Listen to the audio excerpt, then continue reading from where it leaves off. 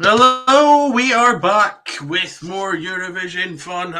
Yes, this is the Ouija Warrior. We finally got the logo on the top right of the screen. Ray, point at the logo. Well, there. Other side, yes. Oh, that's it. Well, yeah. Brilliant. Well, there. Equal. Those 3 hours in rehearsal were definitely worth it, weren't they? Yeah. So, yes, this is our little rundown recap of semi-final one. As usual, I am ably abetted by my resident Eurobuff, Mr. Ray Fordyce. See, I know which side to point to. So, Ray, how did you enjoy this year's first Eurovision semi-final? Well, Ray's gone quite quiet on me just now, so I guess it's up to me to entertain you good folk. Let's say the semi-final number one was hosted in... he's back. Hey! Yeah. Ray, we nearly lost you. I had to entertain people for a minute. It was terrible. Oh, yeah. Did you tell them the joke about the nun in the sex shop? Oh, no, I think we're a bit far. I think we're a bit too close to being demonetized already for that.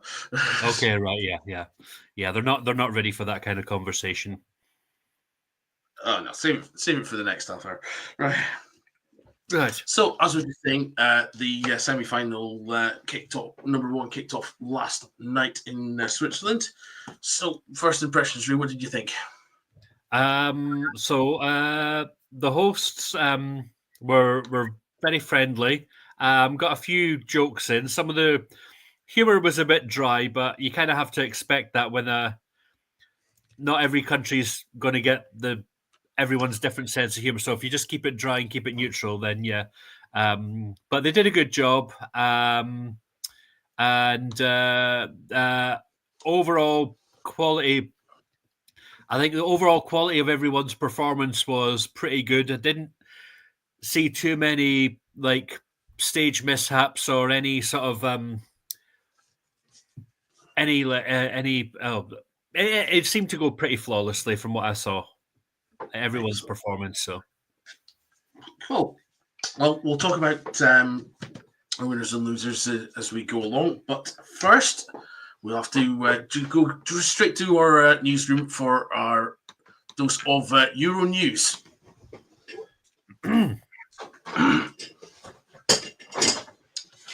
Good evening. I'm Christopher John Stephen. Our top story. Eurovision chiefs are getting the lawyers at the ready as it transpires that footage of the rehearsals was hacked by unknown online hackers. Eurovision chiefs say that you're getting the lawyers responsible. Oh. So what would you make of that, Ray? Right. I did hear some things about, X countries place may be in jeopardy because of I never had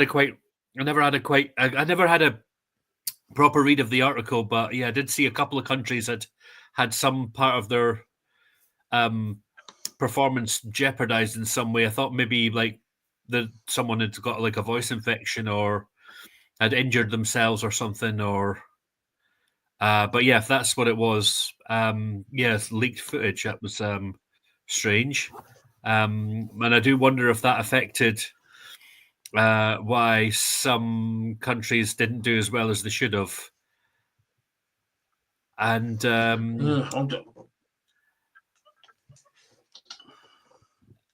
other thing I read, I don't know if this is another one of the articles you've got there, that there were some countries that voted for. I believe they voted for Croatia, and then they got a result saying, "Thank you, you voted for Israel." Oh dear. Yeah. No, I didn't hear about that. Listen. Yeah. So I don't know if that's true or not, but that's a rumor that's circulating.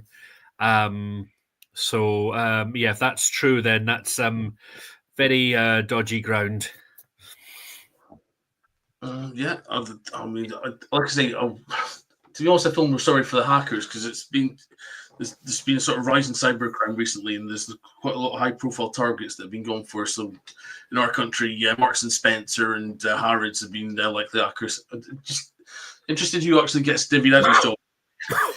You're doing the M&S quality food, right? You're doing Harrods, the most posh shop in the entire of the United Kingdom. You get Eurovision. Yeah. Cheers. Yeah, you get the champagne there, you get the posh nosh there, and we'll set up the thing. Yeah, need to work on that joke. Okay. Other breaking news. Technical faults have hit the first song contest plenty as the Swiss were disappointed at the fact that their own cameras let them down as part of their Eurovision preview. So, as we know, the Big Six, the Big Five and the host country will get to the final by default, but there's been a lot of complaints to the European Broadcasting Union about the fact that the Swiss camera was off kilter when they did their preview of their song Voyage to the penultimate act of yesterday's contest. Yes, I remember that because I remember watching the performance. They had a few technical glitches towards the end because it was supposed to be all done in one take, and yeah, there was a bit where the camera froze, and then it sort of jumped a little bit, and then it got back to normal. So yeah, I saw that at the. For a second, I thought that was maybe that was just part of the thing. It was just going to be like this dramatic pause and then move to, but no, it was a glitch. Yeah, I mean, again, it doesn't really count if it's just a sort of preview show. But you think, ooh, if it's the host country, somebody's going to get chinned with that before the night of the actual performance. Yep. But yeah, we'll talk about the Swiss song later on. And our final breaking news. I really should have invested in an actual stinger jingle for this. This is just me wearing it. This is just me wearing specs. Portuguese viewing figures absolutely storm the first night's Eurovision with 752,000 people and a 15.5% share of the national television audience watching the Eurovision entry, up on 660,000 last year and reaching a peak of 900,000 when Portugal's Act Napa came on. Ooh, nice. Yeah, well, glad to hear that it's bringing more people together. Yeah, again, people in this country have just said, well, they better not move EastEnders. Okay, they moved it by half an hour, but I'm not happy.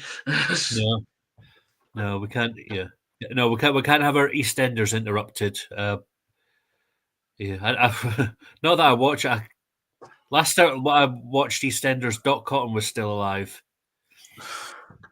Ooh, you want to be careful. There's a lot of people who make big trade doing Dot Cotton impressions on Twitch here. We don't want to compete with that. Oh no, who would ever want to do that? Oh, please don't send me to jail for that. Oh no, I'm never such a good girl. If there's any fans of Suze Kempner watching, don't rat us out to her, okay? We're going to help you with our mediocre audience. No, I'm kidding. Please do comment in the show and do say that you've heard a much better Dot Cotton impersonation, or maybe you haven't, or maybe you can do one yourself. We'd love to hear your comments on the Eurovision and which act you're rooting for. So please comment in. This is the first time I believe we've been simulcast both on Facebook and the Ginger Ale Comedy Twitch stream, as well as the Ouija Warrior YouTube channel as part of Ginger Media Limited. So we're going across all the social media at the moment. So it's really exciting, and we'd love to hear you, and we'd love to hear your comments. So, Ray, down to business. Yes. Semi-final one, 15 acts, 10 of them got through, 5 of them didn't. If you don't want to know the score, look away now, as they say in all the big shows. Oh, how's that? Impressive. Mm.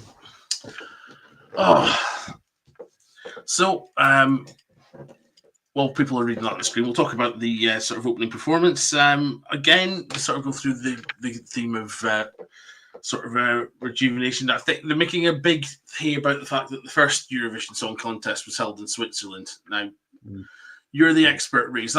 That's technically the case, or is that? Yes. 1956, the first Eurovision was hosted in Lausanne in Switzerland, and Switzerland were the very first winners. That was Les Asia with the refrain. Cool. So it pretty much all came back home to Switzerland. I think if I'm now, correct me if I'm wrong in this, the UK only entered one of the two of those shows, if I'm not too much mistaken. We weren't in one of the early ones. I think it was about 1959 or that we first entered. I will have to double check that. Okay. But it was a couple of years into it when we first entered. Look where we are now. I know. Yeah, well, usually at the bottom. Yeah, that's true. Not that we haven't had our share of success. Yeah, Spaceman. I just heard my voice back on that when I sung that. Oh my god. Funnily enough, going back to the sort of host country, what they did, they do a lot of the segments where they desperately fill for time. So because they're celebrating hosting the very first and second Eurovision right up until the present date, there was a lot of space for clips of previous Eurovision songs. So they did everyone who's famous for being not winning the Eurovision, but seeming to get the most hits. So I noticed Spaceman was a notable non-inclusion there, particularly when we had our favourite Cha Cha Cha from a couple of years back, as well as then some notable others. I thought, okay, what we're trying to prove here. So I think that was the Eurovision song that had the most streams. Still. Yeah. And surprisingly, the highest one was the one that I think was Armenia 2022, which didn't do particularly well I think it only got about 18th or 19th, but that song's been used in so many like viral clips. It's just boosted its streams up like to billions. Oh, no. Just goes to show you might not win, but you still can captivate the heart of the public. Yeah. Well, we say that about how many. One of the two. Yeah. I mean, think about how many runners-up are more memorable than the winners. Like Karia and Verka Serduchka and the other ones. Struggling to think about that one there, aren't we? Yeah. Okay. Well, tell you what, let's sort of revisit the final semi-finalists from last night. So the first section of the show, we had Iceland, Poland, Slovenia, and Estonia. Let's focus on Iceland first. The group that have had to go out and buy T-shirts saying that we're not Jedward. No. Oh dear. Yeah, I don't think we can handle another two Jedwards. Yeah. Saying that, Jedward's first song, Lipstick, was one of my favourites from that year. But anyway, we're not here to talk about that one. We're here to talk about Iceland. That was Vabe with Roa. It seems to be the biggest insult you could say somebody saying, "You're a poor man's Jedward." I mean, you'd have to be seriously poor if that was the sort of case. Yep. But anyway, that's like sitting drinking Buckfast in the streets and going, no, I'm going to go for own brand tonic water, please. No, none of that fancy Buckfast stuff for me. Yeah. That was I mean, to me, the song itself is all right. Something I would listen to. The performance was.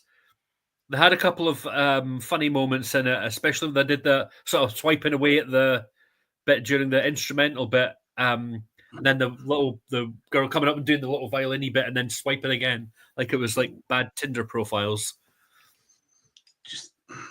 Just something about it didn't gel for me at all. I didn't really like it. It was one of those.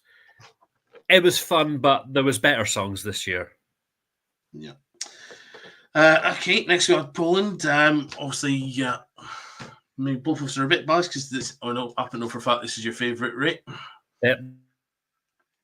Got to admit, Gaja definitely did it for me. I was very, very sort of pleased with the performance. This is it, and I think every night. But there we are. Sorry. Right, yeah. Sorry, just had to buffer a bit, but I'm back now. Poland, definitely my favourite. I will say the performance was a little bit more subdued than it was in the national final, but I still think she delivered everything that she needed to. She got good vocal moments. The choreography was great, and the hanging up on the trapeze thing and just sort of hitting high notes was interesting. It's still in my favourites. I think the performance just needed a wee bit more energy, but I still really liked it. Hopefully she'll bring it for the final, as we'll see. Yeah.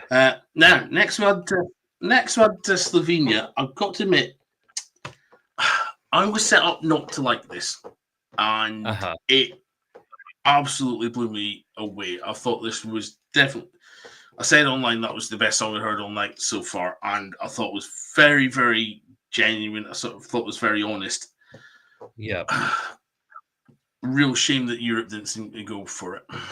Yeah, I think that was one of the purest songs, and he didn't rely on too many gimmicks or too many flashy things, and it was just a genuine, beautiful song telling the story of his wife, and it was so beautiful when she came in at the end and shared the sort of end of the song with him.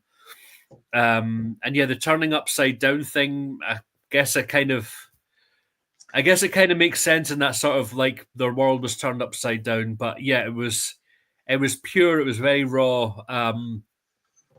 Quite emotional. I wasn't sure about the upside down. I think it was just a gimmick that the song didn't really need, and I don't know. Maybe that's what cost him it in the end. But still, you can never really call it, can you? No. To cut off the section that had Estonia, and oh god. All right. Yeah. This is one of those. Yeah. If you're going to do a gentle rise of Italy, maybe not do it in the same contest that Italy are going to be in the final against you about, and where there's another song where they're doing exactly the same thing with the bloke from Eiffel 65 doing it. Yep. Yeah. Well, he got the result. He's in the final. Yeah. I guess it's one of those love it or hate it songs. I very much loved it. I thought it was, in the previews I saw, it was just very silly. He didn't take himself too seriously. And it was really enjoyable. And when they had that sort of fake stage invasion thing, I genuinely thought, oh, God, is that a real... But then first I thought, oh, God, there's a real stage invasion. And then it just... When the bouncer caught them and didn't move them away, I thought, no, this is part of the act. This is really clever. Yeah. And then basically got her to join in, and it was bizarre, but it certainly stood out and got them noticed. I think it definitely won them the qualification. I was very much sort of taken back because I was literally trying to panic. Going, oh, this is an insult to 20s music, Italy and Scatman John. And then I realised when I was writing that, oh, hang on a minute. I did that for the UK's entry a few years ago with Electro Velvet, and that was 10 times worse. Oh, I quite enjoyed that one. I mean, it wasn't great on the night, but the song itself is good fun. Well, if it works and you get through, then fair enough. We heard her, so they did the breaking up and we had our first look at Spain. The only thing you could think of is, I wonder where Carmen Sandiego got to. Yeah. So I remember when I talked in the preview that I said that I think parts of the staging needed edited, and I think she took that on board. It wasn't she edited some bits, but she still managed to get a lot into the staging and delivered a really good performance. And she has got a great voice, so I'm looking forward to seeing if she can replicate that on grand final night. And I know we haven't talked about the rest of the big five. Moving to the second section. Sorry, I was just going to say, I know we haven't talked about the rest of the big five. What's that? Sorry? Sorry, I think I buffered a bit just then. All right. But yeah, I was just going to say, I know we haven't talked about the rest of the big five, but out of all the big five, I think that's probably one of the ones that's going to do the best. Yeah, no, I would agree with that. Mm-hmm. Okay, so moving to the second section of the show, and we had Ukraine's entry, Bird of Prey, and it's definitely that traditional part of the night where I think, have I sat in the brightness and the remote control? Yeah. I mean, those guys looked like they would. Yeah, and those guys, they wouldn't look out of place running a coffee bar in Shoreditch. It was. I mean, it's one of those nice performance, shame about the song kind of things. Yeah. So the girls all hit their notes. The guy hit his notes, but I just couldn't feel the song at all. And I know this is a qualifier, and I think I'm going to say it like I said about a couple of previous Ukrainian. I think they qualified out of pity votes. Well, definitely still a contentious issue, what with Russia's non-participation and everything. So yeah, I know. So quite fair. All right. Next we had Sweden, Barabada Basta. Now, real contender for the W again, I think. I mean, a lot of people thought when you first see it, you think it's a bit niche with all the lumberjacks in the background. I mean, just wearing a check shirt to try and get people to look at you. I think that's very, very desperate. Who would do that? Ugh. No, check shirts are so last year. Attention seeker, but it's the one that you're going to keep humming at the end of the night. So I think that Sweden have got every chance. I'd definitely be putting my money on them from a betting man. Everything about that was enjoyable. Good fun. Silly in points, but still managed to deliver a solid performance. And by the end of that, I was just singing along. When I first heard it, I was even like catched singing the chorus like about a minute into it. So that's just the effect that this song has. So if this gets Sweden their 8th win, I'd be okay with that. Yeah, definitely contender so far. Absolutely. We had Portugal, which I mentioned earlier on the news, and Napa. So definitely seems to be a quiet favourite. I didn't see much to it. I think it's just a bit dreary. It's one of these sort of gloomy songs, but people like that sort of thing. It doesn't necessarily mean you're not going to win it. Yep. I thought. I mean, the song itself, I thought was decent. One I would listen to. It sort of reminds me of sort of mid-90s indie.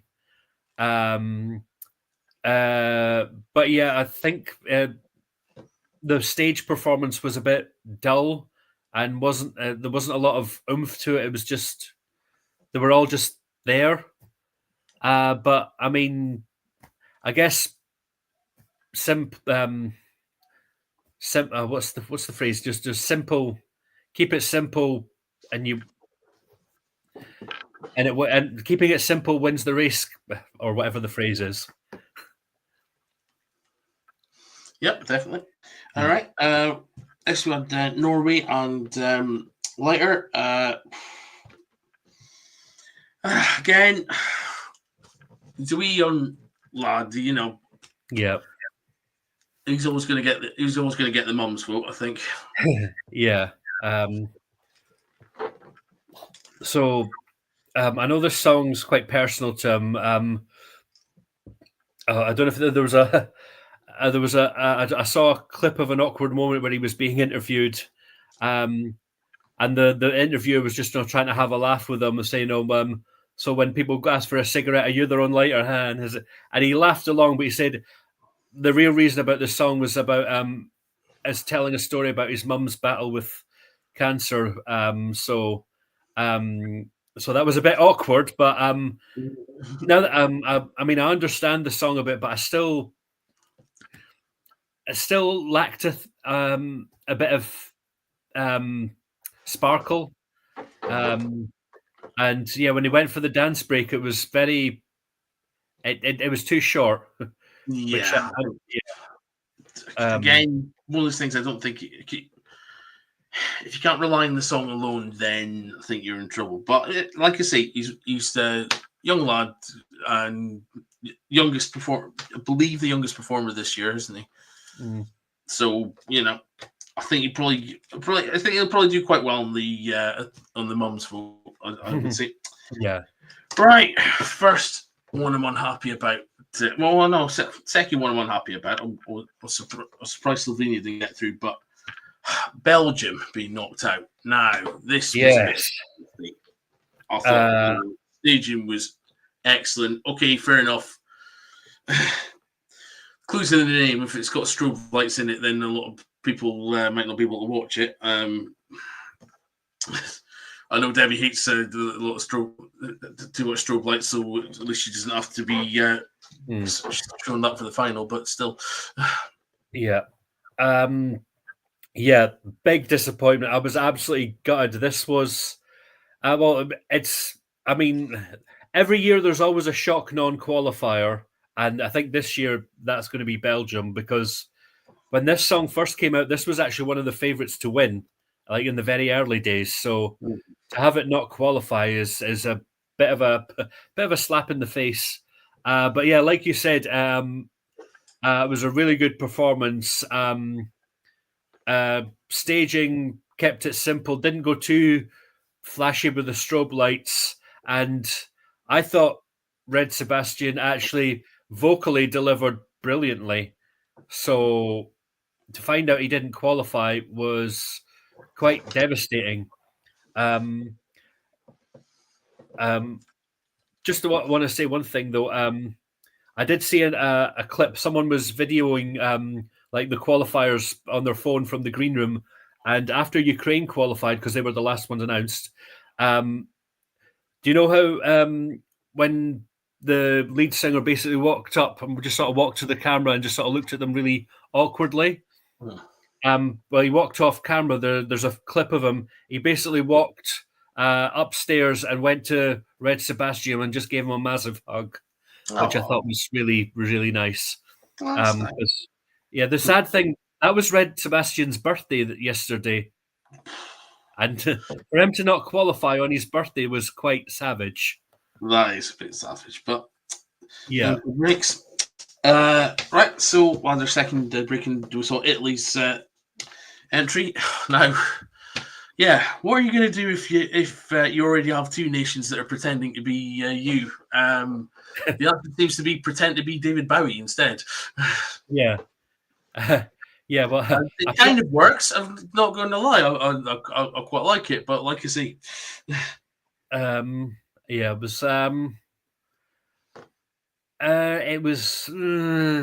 it kind of really slipped into the background for me.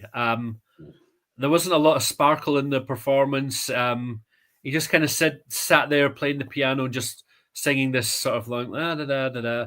Then he sort of gets up and does a lot. It bored me, to be honest with you.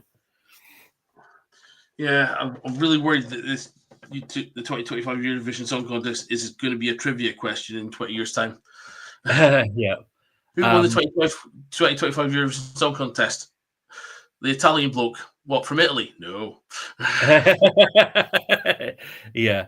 And yeah, the staging, I put it on Threads. It just looks like what would happen if Tim Burton directed a Beatles video. I don't know. Maybe a Bowie video. I don't know. Oh, yeah. But yeah, it was meh. Yes, really sort of. It's nice. I get what you're doing, but I'm not sure. Yeah. Right. So last 6 and that again. Right now, I'm going to put. See it. Azerbaijan was my favourite song of the contest. I am gutted that they got knocked out. Yeah. Yeah, I love the song. I mean, in a way, I sort of get maybe the performance wasn't the best way. It didn't fit the song as well as it could have. The dancers were kind of they seemed a bit out of place, but I still really enjoyed the song. And I mean, I think maybe in a weaker year that probably could have qualified, but they were up against a lot of tough competition. So, but I'd say still the song itself is still one of my favorites. I still really enjoy it.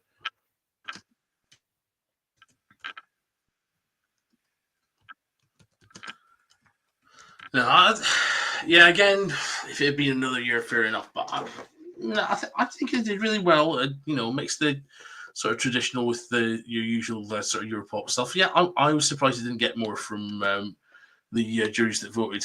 Maybe it's the makeup of the jury. Some things sort of don't fly with half of Europe, and yeah, still got to be explained to some people why, we can only vote for half of them, but we can't vote for the other half of them, and so on forth. Yeah, but yeah, the semi-finals are all 100% public votes, so juries. Maybe the juries might have saved it if they had been in there, but but yeah, it was a shame. Yeah. It was quite sad for them. And I think the thing that really hit the most is I didn't get to use my banner. Mama Lama Rama Lama.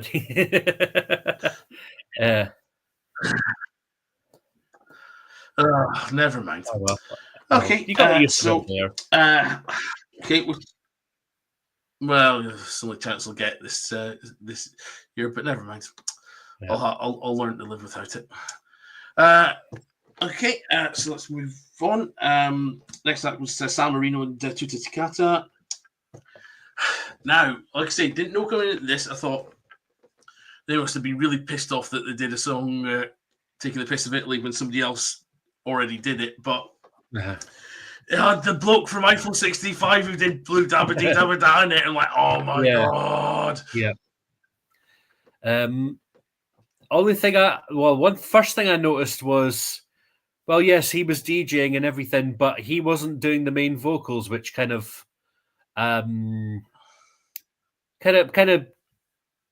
killed it a little bit for me, because I was like, oh, this is your song, you're taking all the credit, but you're letting other people sing for you. It's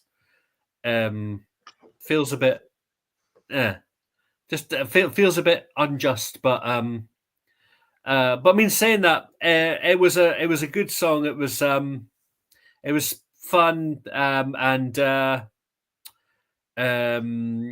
it's I think they were lucky that Italy was voting in this semi-final, because the song did seem kind of a bit of a suck up to them. Must be said that it just seems a bit coincidental that Estonia and San Marino do two songs about Italy, and they get in the semi-final that Italy get to vote in. Yeah. Say that seems slightly skewed in their favour. And they both qualify, funnily enough. But that gotta give it its due. I quite liked it. It's a bit of a banger. Yeah. If I could only offer one criticism, and I'm worried about doing this because I might offend the 4 people that we've got watching, but well, I'm going to do it. Put it 8 comment. If you disagree with me commenting at this show, that's what we're here for. We are live on the Ouija Warrior and the Ginger Ale Comedy Twitch stream and the Ginger Ale Comedy Facebook page. We'll say the one thing that kind of put me off about the fact that the guy from Eiffel 65 who did the main DJ for the show, he generally does look a bit like Tim Westwood, and that's very scary. Yeah, fair enough. So yeah, no offense if you're watching. Well, yeah, maybe a lot. Yeah. Okay, we'll move swiftly on to Albania. Wow, Hilary Devey's looking great these days, isn't she? Yeah. Yeah. No, this was an interesting song because she's there giving it all. That she's a bit more active and she's given the good dancing. She vocally is brilliant. And then the guy comes on this and he's kind of a little bit scary, and he just stands there like. Come on, Bobby, let's go party. Yeah, it was very much a gothic version of that. But no, it was really enjoyable, and it seemed they did bring a bit of Albanian culture to sound like there was a lot of sort of traditional Albanian instruments in there. So it does feel like a culturally Albanian song. Plus, it's different from what Albania usually go. They usually go for like big voice, big power ballads. So this is something a bit different from them, and it stands out. And yeah, it seems to be rising in the odds. I think the public are going to really like this one. Yeah, so it's a little. It creeps up on you. They generally, again, I was thinking, this is going to be terrible, and she definitely looks like Hilary Devey, but got to say, I did like it. Yeah, it's a slow burner. Yeah. Okay, we'll have the Netherlands next and C'est La Vie. I mean, thank God they didn't get in the same semi-final as Ireland, otherwise he would have the shit beaten out of him. Yeah. This is it all seemed very safe for me, this one. Yeah. It was one of those ones where I didn't like it, but I knew it was going to qualify, hands down. Yeah. It was nothing too flashy about it. It didn't go too overboard with stage props or gimmicks or anything like that. He just kept it very safe, which, it worked. It got him through, but I don't think it's going to make us. Yeah, I don't think it's going to stand out on the grand final. So, absolutely. Two left, Croatia and Cyprus. These were much of a muchness, to be honest. I think they were just. So yeah, Croatia. There was far too. You said you were talking about Debbie, your partner, not liking strobe lights. I think she'll be glad that one didn't qualify. That strobing and the flashing and the jittering was far too much on that one. I'm not epileptic, but I very nearly had a seizure watching that one. I know, it's all gimmick, no actual song to speak of. It was just hard in the eyes. I think it was funny just watching him when the qualifiers were being announced. There was a look on his face that kind of like, I'm not going to go through, but just put me out of my misery. I think that's probably why they had this sort of weird thing of having 4 songs, then one of the big 5, then five songs, then one of the big 5, then 5 songs, and one of the big 5, then having Cyprus at the end of it. Because we would have put Croatia and Cyprus after each other, but people will be going around going, my fucking eyes! Yeah. So yeah, and so we kind of needed let's just slam our own voyage in and or surround with the camera. That's probably why the cameras didn't work for Voice. They were still dazzled for the last one. Just be like, that's it. Yeah. But if we're going to talk about Switzerland next, that was one of those keeping it simple really worked there. Just having her with a little light and just keeping it simple. And she has got such a beautiful, breathy voice. And I think this might be one of the best host country songs I've had in a little while. Because it's kind of tradition that hosts country songs don't tend to do very well, or they're just Didn't tend to do very not well. very well received. Since the Ireland era of Eurovision. Yeah. But yeah, I think this is probably one of the best ones I've heard in a while. And we did mention Cyprus briefly there, but anyway, Yeah. no, that's basically it, wasn't it? It was like, yeah, I mean, it was an interesting setup of having all the scaffolding and then just trying to climb around it. I mean, it was interesting what they did, but it didn't fit the song very well. Because you're talking about being secretive and scaffolding. Where's the link there? I know it was very much a middle ground for me. It was one of those, if it qualifies, great. If it doesn't, well, nah. But given the songs that did qualify, I would have preferred that over a couple of the others that did qualify. I agree with that. There's some that were just sort of draining that you think, how did that get through? But there we are. Yeah. Right. So, like I say, we've got the who qualified and who didn't on the banner below. I suppose we should talk a little bit about the sort of in-flight entertainment for the first final. They got the things Switzerland has done out of the way very early, or the horrible history sections, I like to call it. Yeah. That was good fun. Plus, it was really nice to see the return of Petra Mede. Yeah, William Tell. Like, okay, did you go to Panto when you wrote this? And yeah, honestly, she's more iconic than some of the Eurovision artists. Very true. To Eurovision, she's amazing. But if Sweden does win, I don't think she's going to host again. But I wouldn't be surprised if maybe she ends up as like spokesperson or commentator or whatever. I'm sure she's probably done a few of those in the past. What else do we have? Obviously, got to mention Lady Celine making an appearance in sort of video clip only, but still very welcomed. Yeah, it's kind of a 1-2 for her because like, everyone was waiting for her to make an appearance at the Paris Olympics. And just like, oh, Celine Dion's going to come down. She's going to come down. She's going to come down. Oh, and then it gets right to the floor, and then she pops up, and everyone's just like, "Shut you it." Yeah. That was lovely, and it was nice to see her. She seems, considering the health problems she's going through, she does seem to be in very good spirits and in good health, and she doesn't seem to be letting her condition, get to her. So it was nice to see her sort of, looking in good health.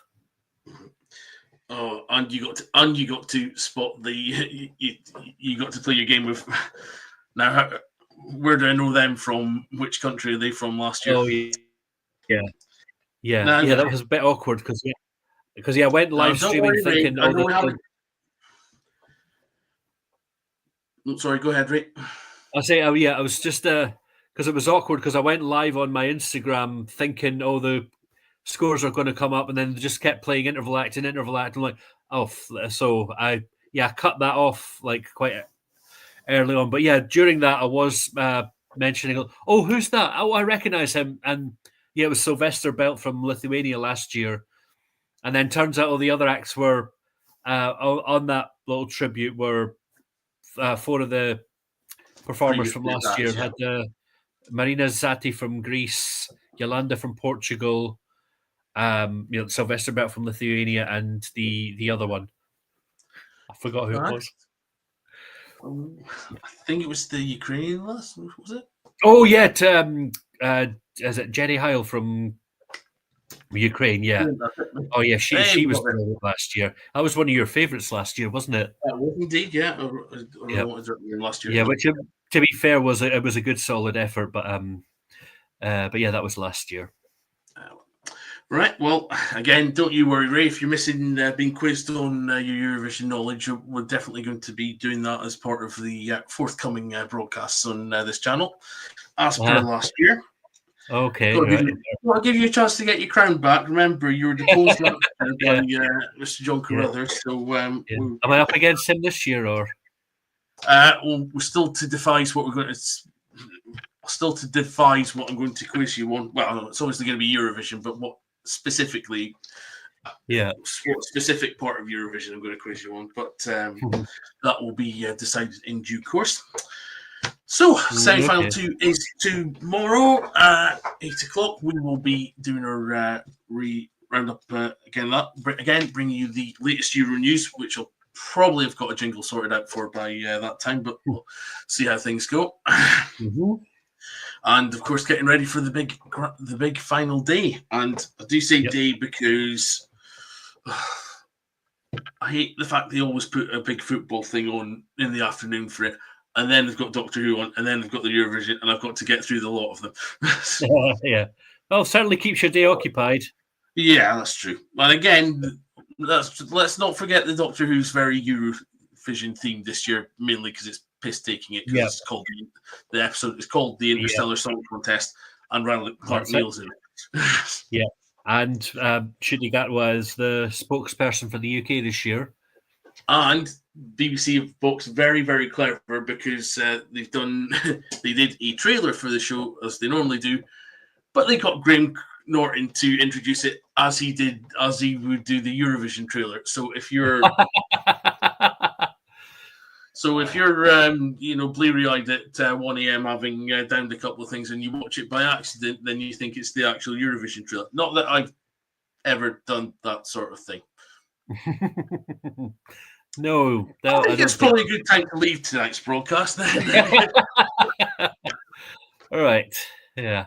Okay, right. Well, listen, you enjoy the second semi-final. I'm sure I will be reading your Instagram at the end as per trying to beat your score and which Sharks went through and which didn't. But we'll see how things go. Yes. And bon chance for tomorrow night, and I will see you for our second rundown afterwards. Yep, absolutely. And check out my Instagram, Fordyce Ray, where I'll be live reacting to the qualifiers of semi-final 2 tomorrow night. And hopefully I'll get the time right this time. I won't be awkwardly trying to fill 20 minutes of nothing. You were fine. Remember also Ray's got his reaction to all 37 of the songs from the previous ones in his Instagram, so go and check that out. We'll try and get the old links in the description as per. Also, this is being done on the Ouija Warriors channel as part of the fine Ginger Media Limited and Andrew Turning's Empire, so go check out some of their channels. The comedy partner at the festival, I can't remember who that guy's name was. They were quite good together, though. We even came up with a name for them, which will probably get me demonetized, so I can't say it. Right. Yeah. Ginger and Happy. Yes. Ginger and the Happy. That's what they are. But yes, check out Ginger Media Limited's fine catalogue of materials. You can check out how we did last year with our Eurovision rundown then, and all the fun and frolics that we had quizzing Ray and John Carruthers to death. So do check all that out, and we shall see you back here after the final at some point on Friday. So you guys take care, and bye. Ciao. Bye-bye. Ciao, Bella.